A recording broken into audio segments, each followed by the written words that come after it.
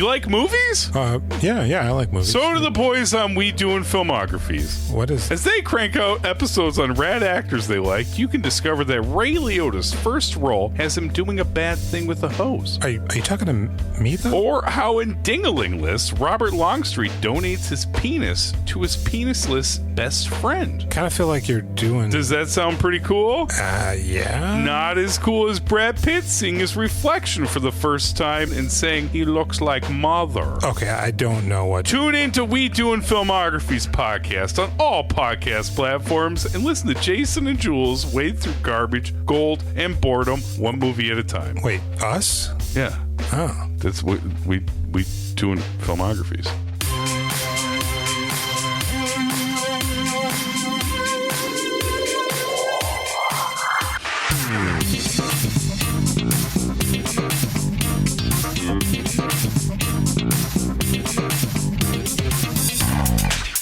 You're listening to Champion Cinema with Chris and Chris.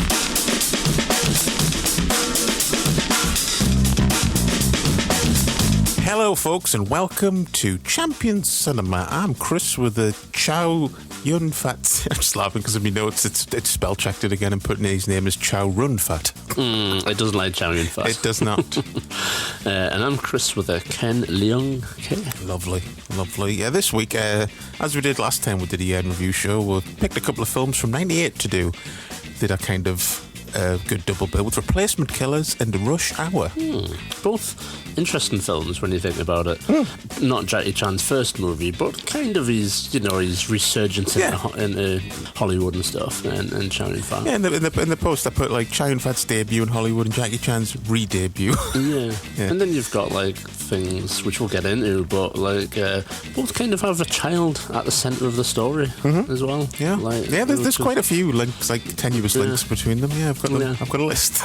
Yeah, it's like accidental double bill that we just created for ourselves, basically. Yeah, like it works as a double bill of two films, both came out in '98, both starring Chinese actors in Hollywood, but there's also lots of weird little links to them as well. Yeah. So I guess we'll get started. Get right into it. with Replacement Killers.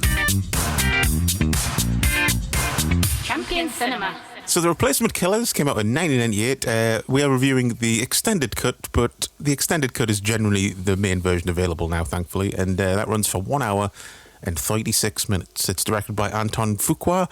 It's his debut, and he would go on to do Training Day and all the Equalizer films with Denzel Washington.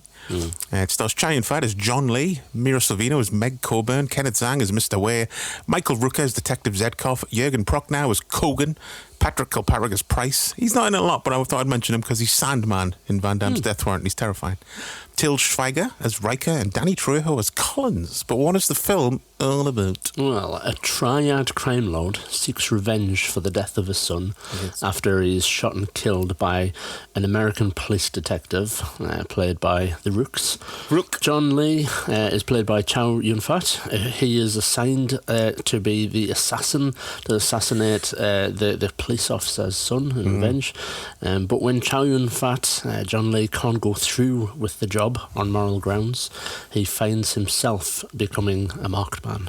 Yeah, I haven't seen this for a good long while. Maybe, I don't know, 5, 6, maybe longer than like 5, 6 years, something like that. Probably same, yeah. Maybe it's like dare I say, I rented it from Video World and never rewatched it. So could be quite a while since I've seen this one. Yeah, so like video days maybe for you. Yeah, quite possibly. See, it's funny though, watching it again, I was like, it's kind of smart what they did, because it's kind of a loose remake of The Killer, in a way. Like, obviously he's a hitman and all that stuff, but the way, there's a partnership with someone, not a buddy cop partnership, you know what I mean? Like, it's like two people from different worlds, that's sort of thing, isn't it? You know what I mean? And like having to put the differences aside to work together, sort of thing. Then you've got a hitman with a conscience, and then there's like some of the religious imagery, and then in the Killer, obviously, it's like a Catholic church, but in this, it's like a monastery, like a Buddhist monastery, and there's a lot of little crap. It's just smart, make something that's at least on the surface, seems familiar to at the time his most popular movie to people in America that would have seen his movies. Yeah, it's like trying to bridge the gap, isn't it? Like appealing to a new audience, but also like you don't want to like, because something that I think it's a lost art these days. You know, like people, I'll kind of use the Disney sort of allegory, but they'll get something like Star Wars and they'll be like, oh, we're not making it for Star Wars fans. Sort of thing. It's almost like they're in that mindset, and it's like, well, no, don't do that. No. Like, bring along the old gang, but also try and get a new audience. Yeah, exactly. So yeah, it definitely accomplishes that. Definitely. Yeah, it's interesting how it... Very John Woo-ish, isn't it, really, overall, this movie? Yeah, it's almost like it's obviously like heavily inspired by, like I said, they're trying to make something familiar, but it's still at the same time very American. It's it's a lot slicker, obviously. Oh, yeah. I think the film is really, like, it looks great, I think, the film, like, style-wise, cinematography-wise. It reminded us of, like, you know, like 80s, 90s Tony Scott movies and stuff like that. It was slick, but gritty at the same time. I note... whatchamacallit, the director, his, like, I guess he kind of cut his teeth, Antoine Fuqua, doing music videos before he became a director, like a movie director. And I guess that does kind of show that like glossiness and like interesting camera angles and stuff. Yeah, I was reading it before because I knew he did music videos, and he did the famous Coolio Michelle Dangerous Minds music video. Yeah, that was iconic in the 90s. Yeah, definitely. Yeah. So yeah, there's definitely moments in the movie where you think, oh, that was a cool shot. I mean, I think that the opening's amazing. It's like such a cool opening to a movie, especially like a movie where Chow Yun-fat is the cool, you know, hitman. It's just so well done. Like the way he disappears and he's like moving silently through the crowd and the very late 90s music and stuff. It's very good. Yeah, well, I mean, there's no doubt where you are in terms of time period when that music kicks in. The Crystal, it's called, the track's called Keep Hope Alive by Crystal Method. Funnily enough, the music, I was like, fucking hell, that's familiar straight away. But where I recognise it from is, of all the places to recognise it from, it was on like FIFA 98, I think, on like the PlayStation 1 or 2 or something, and I just remember it from the menu, and like I don't really play football games, so it's like such a random place for me to remember it from. I do remember when this film was out though, that was like a single, and I don't know if it had like specially for shottage, I can't speak today, specially shot footage of Chow Yun-fat in the video, but I remember seeing the video a lot like late night on MTV and stuff. So yeah, it's kind of burned in my head, that like synth riff that goes throughout the song. Yeah, it's just a proper... I guess it's, if I looked into it, it's probably borrowing from something else. I feel like it's very similar to something else. It was just that style of music back then. Everyone using like just that distorted like 303. I think it's like a 303 type bass line. Yeah. Like the song, like the New Order song from Blade, and then... I was going to say Blade, isn't it? Yeah. You just, you can't beat a good opening to a movie where you're in a nightclub with like a bang. Yeah, exactly. Yeah. It's like, late 90s, mid to late 90s. But the thing is, though, like, when watching, I was like, okay, so this is 98, The Matrix is the next year. We're kind of just at the cusp here of like action movies about to just change for a while. Like a shift in style. We'll get a lot more glossy, a lot more special effects after this. So this is kind of like the last action movie of the 90s, if you think about it. Yeah, it's interesting. In my notes, certainly I've made note, like The Matrix, and I've thought this before anyway, but this really like hammers the point home that The Matrix gets a lot of credit for like, trench coats and like sunglasses and glossy camera angles and shotguns. But no, it's not fair to say that, because it was about before The Matrix. It was. The Matrix popularized that, and because it was such a huge thing, like more people saw it than a lot of other stuff. So it seems to be like that was the point where everything went and took like a left turn, like style and action movie wise. But no, a lot of films did that. Like, they'll get to a Rush Hour, like, that's like Asian guy, African American guy, comedy kung fu movie. Like Drive did that like the year before, the Mark Dacascos movie, but no one ever gives that credit. You know what I mean? Yeah. It's just the movie that popularized it, like you said, is the one that kind of largely gets the credit. And that's usually the case, really. It's usually the film that popularizes it that gets all the credit. When there's usually always a few little bits before that were like, they kind of did it first, but Yeah, they influenced like the film, like The Matrix and stuff. Yeah, ultimately. So, what did you think of it? Not having seen it for a while. Yeah, I enjoyed some of it, and I was infuriated by some of it as well. Equal parts, really. I was never infuriated, so I'm curious to see what you're infuriated by. Were you just like stomping your feet and putting windows out and stuff? I was just like, no, it's mostly. I feel like the audio side of this movie really lets it down. Really? To be honest, yeah. In terms of like some of the score stuff's like kind of generic-y. I think I'm kind of jumping to criticism straight away, but I won't dwell on it. But I'm trying to remember his name. The guy that did the music, Harry Gregson Williams. I just don't think he deserves the credit at all for like this movie that he gets. To be honest, I think it's really generic. I hate the fucking GoldenEye noise. I was going to say, through the whole movie, I'm like, why is that noise familiar? And I kept thinking GoldenEye, but I'm like, it's not GoldenEye, is it? I was going to ask you about that. Nice. Yeah. It's obviously a stock noise that was going around at the time, I guess. Yeah, sort of. But it's very much... because I remember I've either read something or watched something on YouTube about it before. It's a slowed down snare. That's what it is, the noise.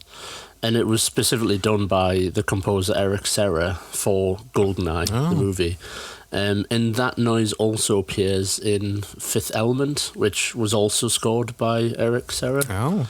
So it's almost like, was the guy that did this movie like just a fan of his work or something? Big GoldenEye mark back in the day, probably. But I think for me, that's I mean, it's going to sound super anal, but that really fucking annoyed me. It was like distracting me throughout the entire movie. Every time it happened, I did like raise my eyebrows and goes, oh, there it is again. There's even like sad somber ones as well. Like when there's sad moments in the movie, there's like, oh, it's like, what the fuck? Like a sad pigeon. Yeah. So yeah, that it really annoyed me. But there's just times where like the music's all wrong for the scenes and stuff. I feel like this movie would have landed a lot better with me if it just had a totally different score. You would have liked it if just for the entire movie it was just Basically. Yeah, totally. Yep. Every time Chow pulls a gun out, I'll be honest, it would be bordering on parody, but it would be pretty good. It'd be better than fucking GoldenEye's noise every 2 minutes. The thing is, apart from the GoldenEye noise, the score never really jumped out to me until the end, like the finale. I liked the score at the end because I liked all the I like action scores with a lot of drums and rhythms behind it, and I liked all that stuff. Yeah, true. Apart from the GoldenEye thing, the score never really jumped out. I liked some of it at the end. There was like you were saying before we started, there is kind of like a sort of somber theme at the end, and I thought, I wish they'd use that a bit more. Yeah, it's like weirdly placed during. Is it the cinema shootout? I think so. Basically? Yeah, I think so. It's all like, and you've got Chow Yun-fat like jumping around with guns and stuff. And it's like, what the fuck? Like, why did they put this music over this scene? It's mental. Yeah, really, that music, although it is kind of, I was going to say that music should have really been over the... He's like attempted assassination bit at the start. Yeah. But I think there is kind of similar music there. Don't get us wrong, I think it's an okay movie, and I think that's pretty much how I feel about it, basically. It's like, it's an okay movie. Like, apart from the fact that I hated the music, the film itself, I think it's okay. I think it's good, yeah. I think it's like, it's weirdly forgotten about now, unfairly, I think. It's kind of weird. You never really hear people mention it anymore. Yeah. And there is one thing, like, I wasn't, because I've seen, obviously, the original theatrical version like once maybe on video, and then the DVD I've had for years has always been the extended cut. Like I said, that's pretty much the standard version now. And just looking up at like there's no difference in action. It's all character stuff. Is it? Because they just trimmed out like a lot of story to make it more basic for the theatrical release. I'm like, for fuck's sake. So like all that like tragic backstory Mira Sorvino's character has gone originally. Jesus. The scene where he's trying to fix her leg and she puts a gun to his head, that's chopped in half. Right. It's just basically got rid of all the backstory. Because like looking at IMDb, and you should never really trust IMDb 100%, but it says like about the test screenings. The test audiences couldn't handle a less than like an anti-hero basically in Chow Yun-fat, how he's an assassin but was supposed to be rooting for him. Like, all right, so what do you want? And obviously, there was originally, you can tell this is where they were going, there was originally supposed to be a kiss between the two at some point that was shot. Test audiences didn't like that. No, they didn't like a biracial kiss. Yeah, that's sometimes, sadly, that's what it kind of comes down to. Fucking weird and annoying. Yeah. Like, you remember, this was another case of this as well around the same time. Remember Romeo Must Die? Oh, yeah. With Jet Li and Aaliyah. It's basically a fucking gritty modern Romeo and Juliet story. They don't kiss. I'm like, fucking Romeo and Juliet. Yeah, sadly, I think certainly, like in America, they've not quite got over that hump yet. I think specifically when it comes to Asian stars. Yeah, it's weird. I think they're still. I wouldn't be surprised to know that test audiences were still a bit weird today. Probably there'll be some. If you did a movie where like an Asian guy was kissing like a white girl or even a black girl, I think people would be a bit like. I mean, on the flip side of that, it was almost like it's not exactly the same thing, but it was why Jackie would never like have full on like love scenes in his old movies because he didn't want to piss off his female fans. He thought he was single. Yeah, have some crazy person stalking him and stalking his girlfriend or something. Yeah, but that what was it again? Was it like some Japanese girl like swallowed poison and died outside his offices in the 80s because it was rumoured he had a girlfriend? It's like fucking insane, yeah. Yeah, crazy. But speaking of which, though, like Mira Sorvino, what do you think? I like her character a lot in the movie. Actually, I think she does a really good job. Yeah, she's an interesting cast, isn't she, for it? I do wonder, like, how and why she kind of got the job. And I know she majored in Chinese studies and stuff. Yeah, she can speak Mandarin, yeah. Yeah, so I guess she was just maybe had a real keen interest in working with somebody from in Chinese sort of cinema and stuff. And I think she won an Oscar the year before, so I guess she was probably one of those, like we need someone with some clout in here with Chow Yun-fat. He was in the public eye at the moment, and he was obviously going to be good for the part. But Hollywood always looks for stuff like that as well. Yeah, she's cool. She was like believably tough, but vulnerable at the same time, and she kind of ticks all the boxes. She's not just like ridiculously overpowered. You don't believe she's bulletproof or anything, and she's not one-dimensional because I guess she probably was more one-dimensional in the theatrical version. But with all that backstory, like, okay, I get it. I get why she is the way she is because she's had a fucking terrible life. Yeah. I think one of my favorite bits in the film was that line just before the ending where she says, "Somewhere along the way, I developed a problem with watching you die." I thought that was a really good fucking line. Jesus. Yeah, I think that probably again like something that I regret about this movie is just that they don't build and it's ironic that in the theatrical version they take even more of it away, but they don't build the connection between Chow Yun-fat and her like well enough, really. Which is a shame, like, because I think at the end when they're parting ways at the airport, I just don't really feel like. I get you. You're saying they still don't. No, probably not. Yeah, there probably does need to be one more scene there of something. You know what I mean? Yeah, like a scene where they bond, basically a bit more. Yeah, I don't know, something. Maybe it's a kiss scene, ironically, something like that. I don't know, just something that just made us feel like, oh, they really cared for each other and looked out for each other in the end. Yeah. Sort of thing. But what about the action in the movie? I mean, I don't remember seeing this before, like around the time it was coming out, being featured in like Impact a lot and stuff. I don't remember reading that, like, I know John Woo produced it, was one of the producers. I don't remember reading he was on set, like, helping set up the action and stuff. I mean, if that's the case, you can tell there's a lot of it's hard to tell really because like obviously they're going to put a lot of John Woo style stuff in it. Yeah. But it's also done in a different way. It's a different director. It's an American movie, so I don't know. I guess he probably was there, just giving them pointers and shit. I guess. Yeah, like I said, it's very John Woo-ish at times. There's the like spinning round with an open coat. Well, they see that's the thing. That's pretty because I was watching it going, wasn't this a special move in Stranglehold? Like, when he does it at the end. And I think it was. So that's literally just from this movie. Yeah. The like 360 stuff. It could be like he was literally on the set that day. Yeah. Yeah. But like the bit with the little trolley that he jumps on. Oh yeah, that's so with a machine gun. Like, machine guns a guy in the face. Yeah. But that's like a very feels like a John Woo sort of thing. And a bit that's like almost like turbo John Woo is when he like slides under a car that's reversing in the parking lot and shoots at the same time, and then that poor woman just gets massacred.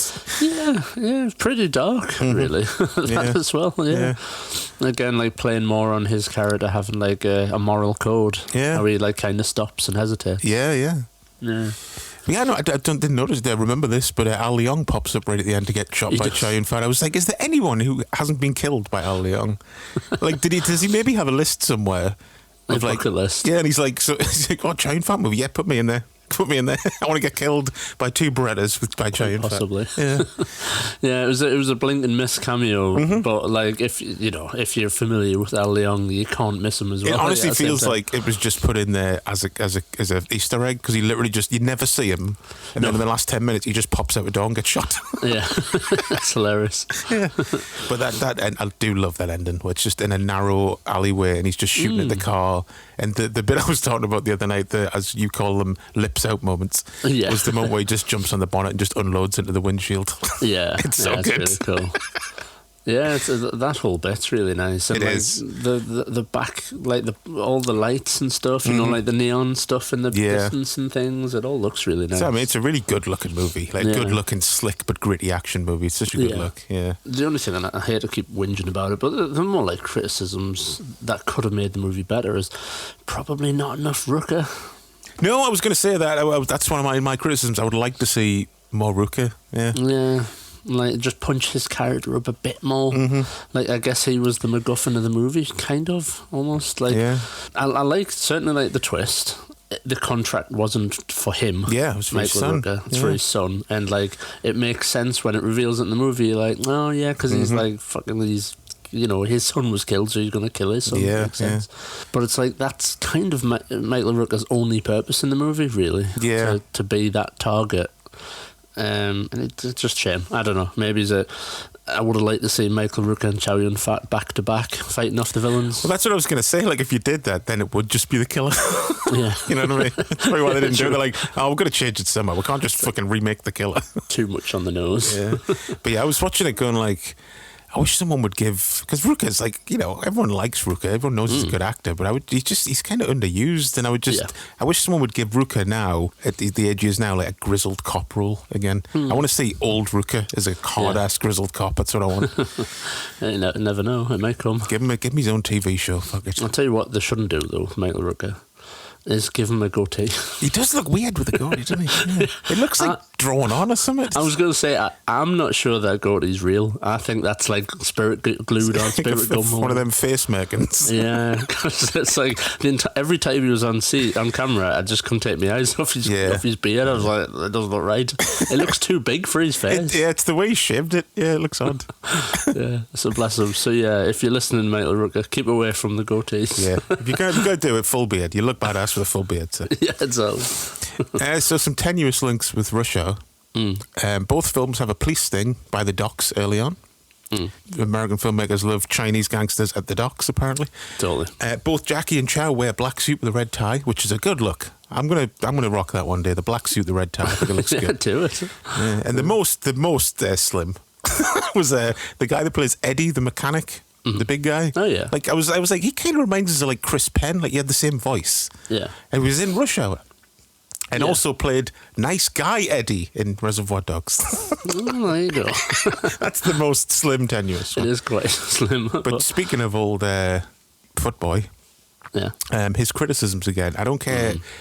I don't see how anyone can proclaim to be a fan of Chow Yun-fat and say that he sucks here or has a problem with his English. He's absolutely fine. Yeah, it's like, okay, if I was being super anal, you can tell, like, I guess, English, he's struggling with it, I'll say that, because he hasn't got a ton of lines in the movie. No.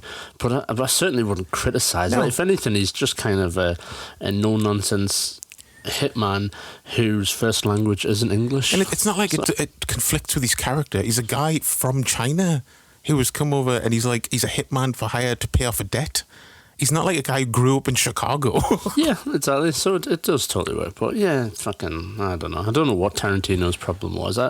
Like I said to you the other night when we were talking, I don't know did he have some sort of weird fucking jealousy of Chow Yun-fat? The only thing I can think of that, like, it's very coincidental that his girlfriend is in the movie, and it's like, fair enough, you want to defend her, but don't, like, needlessly jump on Chow Yun-fat. Like, I don't get it. Yeah. Yeah, very strange. Like a guy who's renowned for being nice as well. Exactly. Basically, no one has a bad word to say about Chow Yun-fat. Yeah. But yeah, fuck Tarantino. I'm sorry. Yeah, he's a pain in the arse. He is. Christ, I'm so pleased that he never got to do that Star Trek movie. It would have been tragic. Although another small Tarantino connection to the movie is one of the replacement killers of the title is Til Schweiger, who went on to play Hugo Stiglitz in Inglourious Basterds. Yeah, I was going to say that. Yeah, and immediately I was like, "Ooh, who's he?" Yeah. He's somebody when I saw him on screen, and was like, "Oh yeah." When I looked, Hugo Stiglitz. Yeah, totally. Yeah, no mistaking his face. Mm-hmm. Yeah, he's got a cool name, honey, like Til Schweiger. Til Schweiger. Yeah, I like that little duo, Riker and Collins, the two, Danny Trejo playing Collins. Yeah. Like you said, replacement killers who were brought in. Yeah. I guess the name of the movie, literally replacement killers, but they kind of don't do much, really. Yeah, it's one of those like titles where when you find out what the title means, you're like, oh, okay. Yeah. it's an odd way to go. It's a cool title. It's just not really the central push of the movie. Well, I mean, let's be honest, it's the same with Rush Hour. It's like, why is Rush Hour called Rush Hour? It's literally because of a throwaway line at the start of the movie. But is that line there because the movie's called Rush Hour? And they were like, wait a minute, it's a cool title, but what the fuck's it mean? Yeah, true. So, any particular highlights? I have not written down any highlights for this movie. Really? Yeah. You little bitch. I'm just like, nope. Have I covered all my criticisms? Yeah, I've covered all my criticisms. So yeah, like it's not a bad movie. I just think it never really reaches any highs for me, and it's fairly forgettable. I wouldn't say that. I think it's good. It's one of those things where, like, I think even at the time, maybe it's probably why I didn't watch it a lot. Like afterwards, just because it's 1998. It's like instantly you're going to be comparing it to like Hard Boiled, Tomorrow the Killer, and it's never going to live up to that. Yeah. So, like, it's hard to, like, get that out of your head. But just as an American action movie starring Chow Yun-fat with a bit of Hong Kong-style action, it's perfectly fine. It's not a masterpiece. I mean, Christ, it could have been a lot worse, definitely. They could have, like, gone heavy and like, Americanized it and stuff. Oh, yeah. And I feel that they did kind of get that mix of, like, it's a Hong Kong action movie, but just punched up a little bit and glossier. I do like, though, how if you look at, like, a John Woo movie, all the gangsters just live in, like, houses. Big houses, but, you know, because it's an American movie, Kenneth Tsang lives in, like, some weird, very, like, traditional Chinese mansion. I'm just it's like some sort of castle or something. Yes, I know, it's ridiculous. Crazy architecture Like, inside we need the stuff. audience to know this guy is Asian.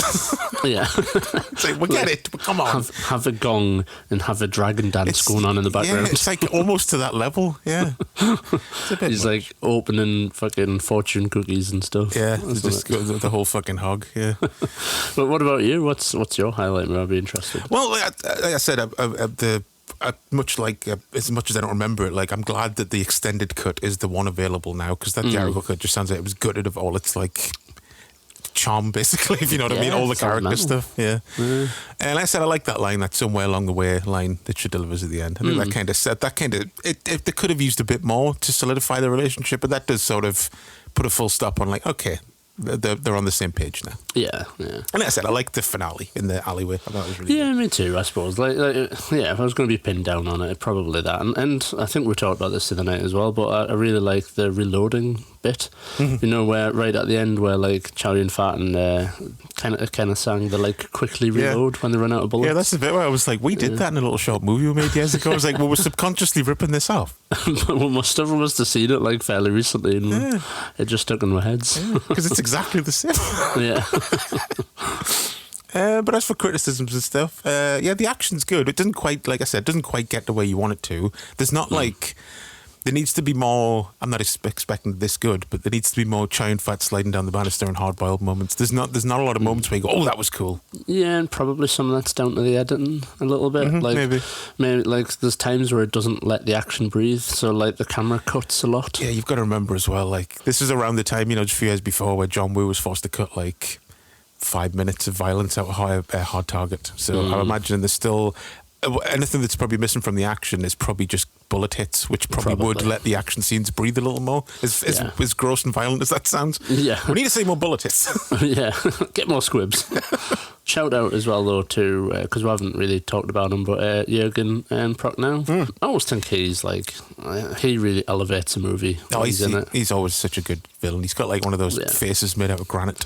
Yeah, definitely. You know, obviously Das Boot was like the movie that put him on the map and stuff. Yeah. But he's been in some shitty movies that he's like lifted up, like Dredd. I mean, for all I love Dredd. Oh yeah, he's in Dredd. Yeah, yeah, he plays the like Chief Justice guy and stuff. Judge Dredd, we should say. Judge Dredd. Yeah, not Dredd.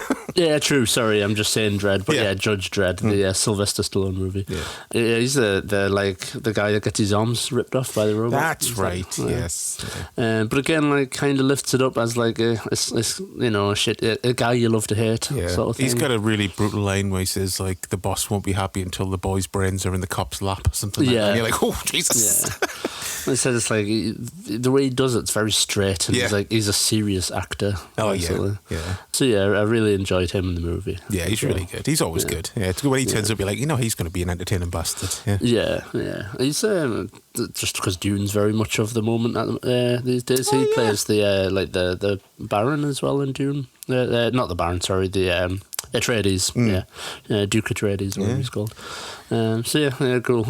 Great guy with a great filmography. Definitely. But I did also have as well, I don't mind that there's no kiss at the end, just because I think it would be a little cliched.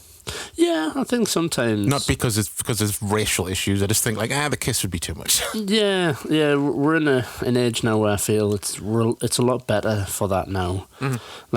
Kisses aren't just forced into movies, because there's so many films in the past 20, 30 years where it's like the pair kiss at the end, and you're like, they don't have to fall in love, for fuck's sake. They could just be mates. Yeah. Or at least just have respect for each other. Is that James Bond? Is James Bond to blame for all that? Probably, yeah. Kissing the girl at the end of the movie, sort of thing. As for the Blu-ray, nothing to write home about, really. Majority of the releases now are just the extended cut, like I said, and just for the few featurettes carried over from the old DVD. So it's just your bog standard couple of extras, 10, 15 minutes worth of extras. No commentaries, I don't think, or anything, which is a shame. Yeah, I would love to see something because I'm sure that, like you said, there's probably more gore cut out. I imagine there would and be. Things. It would be nice to see just a DVD, a Blu-ray packed with deleted things and stuff. Yeah. Guess it's not popular enough to get that, sadly. No, I was thinking though, I guess who was it? Was it Columbia or Sony or something like that? Yeah. Because I'm just thinking Columbia. Columbia, yeah. So would it be feasible if a company like Arrow or 88 maybe would get a hold of it and give it some love? Because that would be good, you know what I mean? Yeah. I mean, 88 are putting out fucking Masters of the Universe soon, so I can't see Replacement Killer's been too much of a stretch. Why not? Yeah. So no, I guess there's no art and merchandise and stuff. No, I was going to say, sadly, it's quite an unloved movie. Really, there isn't much merchandise out there at all. That's what I mean. It's it's disappeared to the point where someone would be forgiven for thinking it might be a piece of shit, and it's not. No, it's good. Oh yeah, definitely. I've kind of gone hard on it. You have, you bastard. Yeah, but only because it's not like I'm saying it's a bad movie. It's just I probably would have liked it more if the score was different. There's something about the music was very off-putting for me. I'll make an edit for you. Well, just put that Crystal Method song over every time. Just literally everything. Yeah. There's just dialogue scenes and just stuff. the scene where Chai and Fat's eating Chinese food in the car. Just yeah, just find all them bands basically. I'll put that and the Lunatic Calm song over it as well. Remember that one from the Spider-Man trailer? Yeah. Just get music from Lost in Space. What's that main track? I always forget. Oh, the Apollo 440, yeah. Yeah. Time to bag a bad guy, or whatever the audio is. Yeah, that could be over him eating. I was a banger back in the day. Champion Cinema. So, the same year, Jackie Chan also wanted to do a Hollywood thing. So Rush Hour came out in 1998 with a runtime of 1 hour 37 minutes, directed by Brett the Rat Ratner. Goldsham Cocktail himself. Starring Jackie Chan as Lee, Chris Tucker as Carter, Ken Leung as Sang, Tom Wilkinson as Griffin, spoiler / Juntao, Right. Zima as Consul Han, Chris Penn, I gotta give a shout out for Clive, Mark Rolston as Agent Ross, Elizabeth Penner as Johnson, I almost said penis, and for some reason, Freudian slip, and lastly, Philip Baker Hall as Captain Deal. Chris, I almost said penis landing. Totally. Don't know why. I just randomly snuck in there. What's Rush Hour about? A Hong Kong cop and an LA detective must overcome their differences to find the kidnapped daughter of the Chinese consul. Your classic tale of two opposing personalities clashing but coming together to save the day. It's your classic buddy cop movie plot, Certainly basically. is. Yeah, it's like 48 hours. I was doing that movie wrong. 48 hours. That's all. 28 Not minutes. 24 hours. It's a day later. It's a prequel. So yeah, well, we were like pumped for this, obviously being big Hong Kong and Jackie fans at the time, and this was kind of obviously, you know, not unlike Chow Yun-fat, this was like a steady build because the new, like, was it Miramax? I think it was New Line released Rumble in the Bronx. That was a surprise hit, but you know, that film was made to kind of sneak into the American market a little bit. Yeah, massively. And then they re-released like First Strike, Super Cop and stuff, and then, you know, eventually it was like, well, it's pretty obvious what's going to happen now. He's going to go to America and try another movie again, and it was a huge hit. Yeah, much to Jackie's, you know, Jackie's very pleased about it. Obviously, after these 2 failed attempts with like Battle Creek Brawl and The Protector. I think it just came at the right time, didn't it? I mean, don't get us wrong; it's a great movie. But I just think like the timing was really sweet as well. It was, yeah. In terms, I've said this maybe last week when I recorded the 98 show, but like with Chris Tucker, he was just at that right time of popularity as well and stuff. He was developing a following and getting his name out there around this time. Yeah. And it's a very easy movie in terms of it doesn't really challenge you. It doesn't throw any curveballs or anything. It's just a fun movie with some good humour and good action. And like I was saying, the original choice was supposed to be Martin Lawrence instead of Chris Tucker. And like, I like Martin Lawrence. I think it still would have been funny. But I think a lot of the reason why the film works is because of the chemistry between specifically Jackie Chan and Chris Tucker. They just work really well together. Yeah, like it's almost like it can border on like racism almost. Some of the things, when you think about some of the things that Chris Tucker's saying in this film, but it works. Someone could look at it and go, "Oh, this is so un-PC," but I look at it as like the joke is that it's funny because Chris Tucker's character is a moron. Exactly, yeah, that's what I mean. Like, I wonder if it was somebody else, would it have worked as well? Yeah, but he nails it. It's the way he delivers it. You just go, "Oh, you fucking ignorant knob." Like, there's one line that I've never really caught or I've never paid attention to, but it's really early in the movie when he. So he's driving with Jackie Chan in the car and he's kicking off with his captain on the phone. And he's like, I'm going to drop his ass off at Panda Express. And I just got a massive laugh out of us for some reason. To be honest, I don't think I've ever picked that up before. I never really caught what he said, but I was watching it on Netflix and the subtitles were automatically on. I was like, oh, okay, Panda Express. just really random shit. I wonder if that's ad-libbed or something. I think the first time I saw it, I thought you said American Express, and I was like, what the fuck? How does that make sense? Is that some sort of inside American joke that I don't get or something? But yeah, some of his stuff is fun. Like when he takes him to Man's Chinese Theatre and says, just like home, isn't it? And then maybe you'll see one of your cousins wandering around here and stuff. And Jackie Chan just like rolls his eyes as soon as he walks away. Yeah, it's a great sort of meet that where he plays it off like he can't speak English. Yeah, but like that whole setup between them two, it's a good like 10-15 minutes of him just talking shit to him and Jackie just trying to get away from him is such a good little chunk of the movie, a little set piece. Yeah. And I love the great visual gag of Jackie hanging off the Hollywood sign. It's like perfect, isn't it? Yeah. Welcome to Hollywood. Yeah. You see, this is where like this movie does it much better, where they establish the camaraderie and the friendship between them. Oh yeah, really well as well though. Like I feel like you said, the chemistry's there anyway, but I feel like I really love that scene where they're like outside. It's a bit later on in the movie, but where they like stake out the restaurant. And they sat in the car and like, you know, he's singing and then Chris Tucker dances a bit, and then there's like almost like a little montage. Yeah. Where like Jackie's showing them how to take a gun off somebody. Yeah, and it's really cool. And, a really nice moment in the film. I just love that bit. That kind of it's probably just a random ad lib because it kind of makes not that it doesn't make sense. It just seems to come out of nowhere where they just walk off down the street and start dancing. Yeah, putting their hands in the air and stuff. Yeah. But yeah, another bit about that I wanted to mention because he's one of my personal heroes. When he's trying to get away from him and the taxi driver pulls the gun on them. Oh yeah.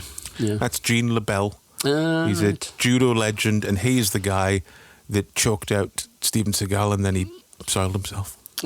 That's why he's one of my heroes. Yeah, just for that alone. Yeah, Seagal. I think it was on Under Siege. I think Gene LaBelle was maybe like an advisor on Under Siege or something. Or he's just visiting. Seagal's like, I know a special technique where no one can choke me out. And he was like, really? Okay. And he's like, try it. So he did, and he choked him out.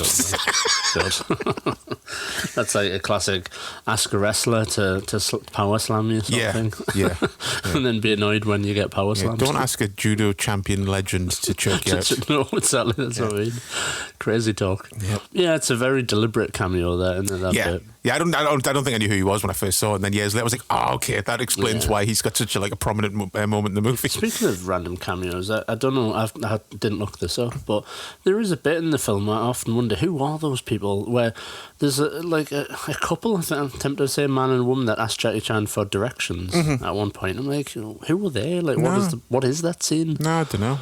It just doesn't do anything. This isn't a criticism. I think it's when he's like stood outside the restaurant. I'm tempted to say, yeah. And it's just because he just says like act like you're from out of town. It's a way to split up the scene, I think. But it does seem like it's a cameo or something. Yeah, isn't it? it's like I was trying to look at the faces, thinking like, oh, there's somebody. Just seems a bit really random. It's the same with the guy that he thinks is Lee when he loses him at Man's Chinese Theatre, and he goes Lee, and he turns around. I was like, he looks familiar as well. Like, is that a cameo? Yeah.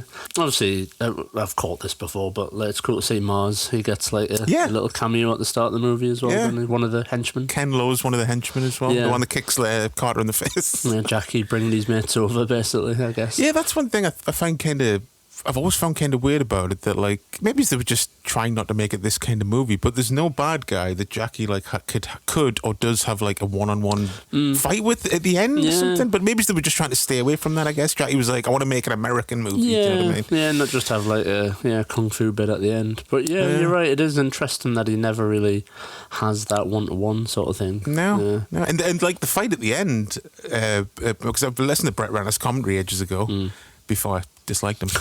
But there's a couple of things. Now, one, he says that like someone came up to him and said like, "Oh, that Ken Leung is Zhang. What a badass. Where'd you find him?" And I was like, "What do you mean?" And he's like, "Oh, he was just so cool. Like, he's a kung fu expert." And he's like, he barely throws a punch in the movie. And that's just like one of those weird powers of suggestion. It's like he plays a badass, so you think in your mind you remember him doing this big action scene, but he never does. No, he's not. He's not a fighter at all. I mean, that's literally the point of the movie. Like at the end, where he's like he tries to tries to trick Chris Tucker into having a fight. Exactly. Yeah. But that big action scene when Jackie's got the vest and he's stopping them from like just like holding the vase up and stuff. Like that was all a reshoot. Because they realised, oh shit, we need more action in the movie. And if you look though, it's just Jackie in his classic "fuck me hair, I don't care" because his hair's totally different. Just didn't bother. Another movie, once again, there's another Jackie movie we're doing where he has a different look in this. He's got like the combed back hair and it's quite a slick sort of look, isn't it? It's like I guess mature Jackie. Yeah, and he does look cool, especially in that, the black suit, the red tie, the new hair. He does look pretty slick. Yeah, true. Yeah. As for like the supporting people, I've always liked Elizabeth Pena. She's got a lovely voice. She's got a lovely husky voice. Yeah, definitely. She's got great energy. Like, again, like kind of an ass kicker, but like you do feel for her as well. Oh yeah, just putting up with Chris Tucker shit all the time. Sadly though, she died in 2014. Alcoholism, wasn't it? Yeah, it was like cirrhosis. It was fucking sad. Yeah, I knew because randomly she plays. She's a character in Modern Family. I saw she was in Modern Family, but I don't know if I've maybe not seen the season she was in. Yeah, she plays like Eva Longoria's mum in one of the seasons. Okay. And I think I was just looking her up at the time, going, "Who's she again?" And then noticed like she had died at 2014, was it? Yeah, 2014. Yeah, sad. Yeah, grim. Like 50 something. Yeah, that's way too young. Yeah. But yeah, great role. I really love when obviously when Chris Tucker bangs on the, he like sneaks in the scene when she's doing like a really high pressure test, like bomb exam. Yeah. And then he's just like, "Whoa!" Yeah, it's quite funny. I love all those scenes where they just. I love it when they go back to visit Chris Penn. Yeah, he's randomly really good in this movie. I want more awesome. Chris Penn. Yeah, me some too. Reason. Yeah, like that's the one thing about the sequel. I know like the sequels go all over the place. So you can't have the same cast as like the LA characters, but I would have liked to have seen Chris Penn again or like Elizabeth Pena in like the second or third one. Yeah, like they have to. Like Chris Penn gets let out of prison to help them take down some mad bomber or something. Like that could have been a cool plot. Exactly. Yeah. But sadly enough, I don't know. I can't remember when Chris Penn died. It might have been between the second and third one or something, maybe. Yeah. But yeah, good chemistry between him and Chris Tucker again. Yeah. Where he's just like, he's just not having any of his shit, basically. No. Yeah, I love it. Yeah, it's just a great little moment from him, though, like just acting with his eyes when he shows him the picture of Too Young and stuff, and he instantly changes his story. Yeah. So he's obviously got a soft side to him, even though he's a fucking selling bombs to terrorists. He's not fully a scumbag. No, I just love that when he's like, "Thanks, Clive. Next time I'll come back and bring your fat ass some cookies." Yeah. It's like when he says, "You can kiss my ass," and he's like, "Kiss your ass. It'll take all day." Yeah, take all day to kiss your ass. So many quick lines. Yeah. Obviously, speaking of ass, I can't watch that scene at the start with Chris Tucker without thinking of the outtake.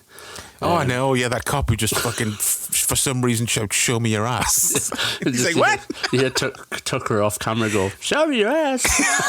Yeah, I just whenever I see that scene, I'm like, I'm just waiting for the line almost in my head. Yeah, because when you see the guy like say, "Show me your ass," you can see his lip quivering, like, "What the fuck did I just say?" And then Chris Tucker's response, it's so funny. His brain got totally mixed up.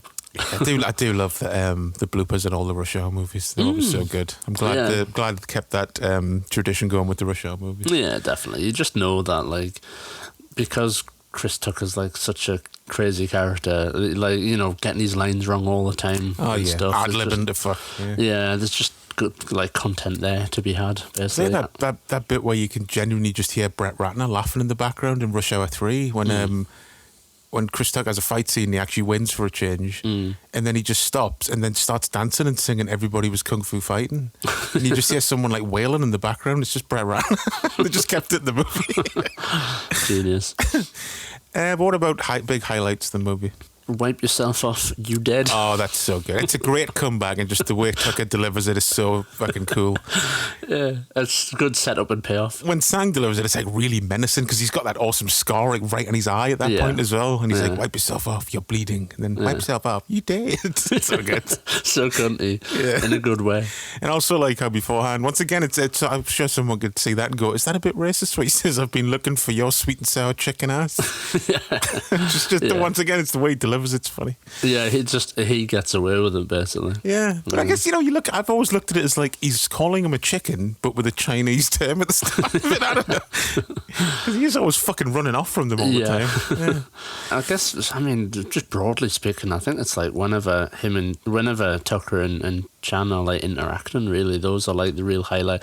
Like, I'm a big action fan, but it's whenever the comedy bits are like landing with them too, really. Yeah, I never watch the Rush Hour movies for an action fix. I watch them for a laugh. Yeah, because they're just they're good comedies. But you know, you've got some action in there as well. Like I think it was the first scene I saw of the movie when it was like shown on TV, and I still think it's my favourite scene of the movie when Jackie plays the Beach Boys on the radio, and then Chris Tucker starts doing that dance, and it's Jackie's look. Jackie's double like takes. Yeah, it's so funny. Yeah, it's so good. Yeah, like there's so many quotable bits. Like I love with Chris Tucker where he's like, $50 million. Who do you think you got kidnapped? Chelsea Clinton. Yeah, stuff. And the fucking when he calls her Chelsea Grammer. Yeah, like flubs it so many times. But yeah, it's such a fun movie. Like I've always preferred. I think the second one is it's this perfected basically. It's kind of like the Spider-Man 2 sort of thing in it, where it's like they weren't quite daring enough to go fully into it, but they honed it by the time they got to the second one. Once again, I think a lot of the reason why the second one's so good is because it's because of the first movie. Everything's cemented by the second movie. Set up, then you can just go off and do whatever you like, and it's got a great cast, and it's a lot funnier. I think the second one, even though I always forget how funny the first one is when I haven't seen it for a while. Like there is a lot of side-splitting moments in the first one, I think. Yeah, I really love. I even love because I deliberately put him in the credit. Philip Baker Hall, his little small bit as the captain. Yeah. I love that he's like on the phone to the FBI and he's like, what a thankless bullshit task. Who am I going to get to do this? And then you just see Tucker in the background come He's like, I've got just the guy. Yeah.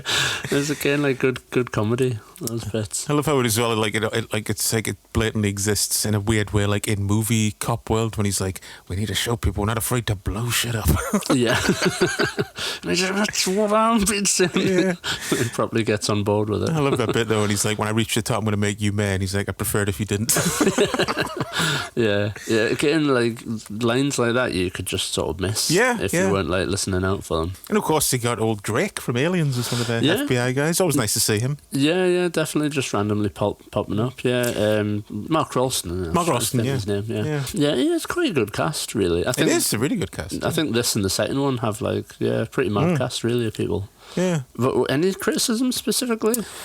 It's a tough one. I don't think just what I mentioned before, but I think it just kind of it's a bit of a gaping gap in the movie that there's no big fight for Jackie. But like I said, that's not a criticism because I know what they weren't trying to make that type of movie. They were trying to make an American action movie with Jackie in it, and there's a few little stunt moments, but they don't go overboard. But but no, it's not really. It's just pretty sound movie. It's a solid buddy cop movie, and it's Jackie and Chris Tucker are such a good team. Yeah. Yeah, there's not really many criticisms. It's just sad that it's directed by Brett Ratner. That's probably a criticism. Yeah. It's got that kind of like stigma to it a little bit. As for Blu-ray and stuff, I mean, all the Rush Hour movies have always been really well represented on DVD and Blu-ray. They've always had a shitload of extras, bloopers, making-ofs, commentaries with our boy Ratner. Spends a weird amount of time talking about shrimp cocktail recipes on them, though, for some reason. I don't know why. How to multitask whilst eating shrimp. Oh, God, we shouldn't laugh. I know we shouldn't, because fuck him. Just while we're on the subject of DVDs, because I don't know where this would fit in anywhere else, but obviously this movie came out like at a really good time for, like at the turn of the millennium when DVDs were like becoming a thing and stuff. Yep.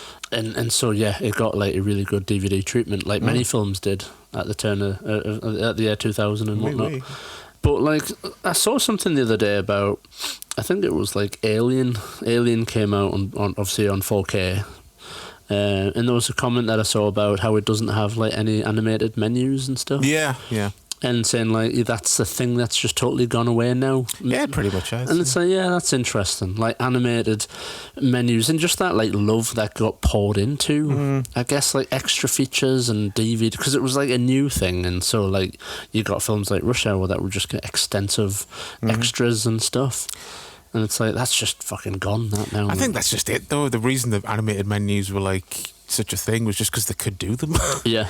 And I think it's like, I don't really miss them. Like, no, I've not thought about them in years, really. Like, 'cause I still remember, was it James Rolfe who did that big fucking video about why DVD's better than Blu-ray, and one of his big complaints was the animated menus. I'm like, really? The shit they used to put on the box when there was no extras. Yeah. It has subtitles and animated menus.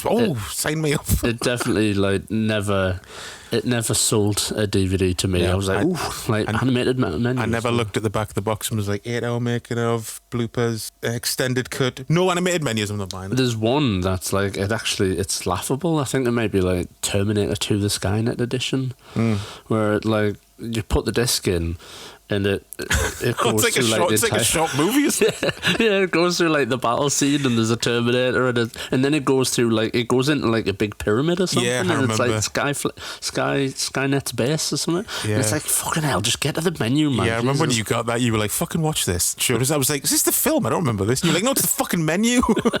So yeah, they did get a bit over the top. Yeah, I hate menus like that where you can't skip. You can't just click the menu button and it skips all the shit at the start. You just got to go off and make a cup of tea and wait for the fucking menu to load. Yeah, I'm pretty sure you couldn't skip that.